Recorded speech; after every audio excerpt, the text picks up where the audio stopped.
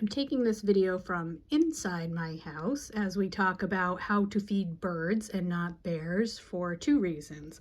One, I'm not gonna lie, it's cold out there. We are pushing single digits and I run cold. But the bigger reason is that if I step outside and start chatting, you're not gonna get to see any of these adorable birds coming and feeding at my feeders. So I do live in an area where bears can be a problem. They generally hibernate here. I know that that's not a true hibernation.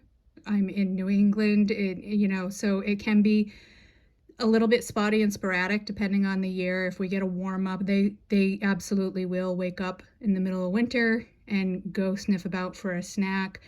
So they can be an issue in the winter here. They typically are not. But definitely in the spring, summer, and fall, we have a pretty active community of bears in our area. So that's a big issue for me. It's a big issue for a lot of people.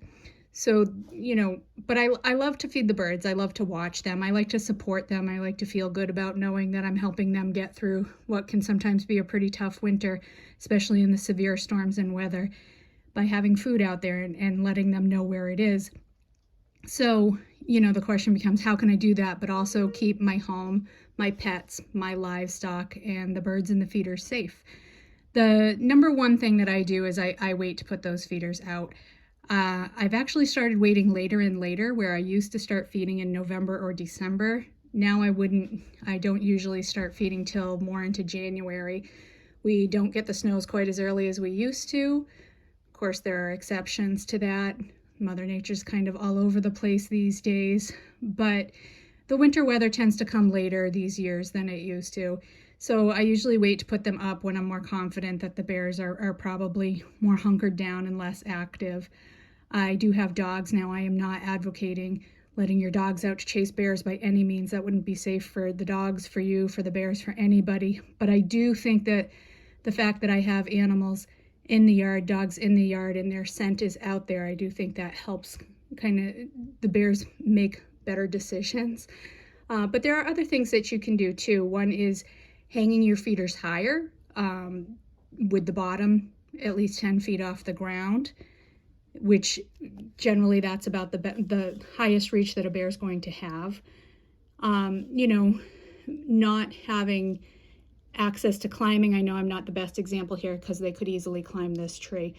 But again, my strategy is more in timing than it is in any of these other things. And one of the other big things that works well is to be selective in your feed. Capsaicin, which is what is in hot peppers, mammals can sense it. We do, certainly. Bears, squirrels, they can sense it, feel the same kind of pain that we do when we eat a hot pepper, but birds cannot. So that works well. It will deter the bears, and they'll decide to go somewhere else for their food source. There are a few other things you can think about, ways that you can attract birds that are not necessarily food focused, like putting out water features, planting native plants, giving them places to live, bird houses in the spring. So a lot of other options out there. I hope that you'll read the article and explore some of them, and I hope that that's helpful to you to find that balance in nature and living alongside wildlife without it being risky to you, your home, your kids, or your pets.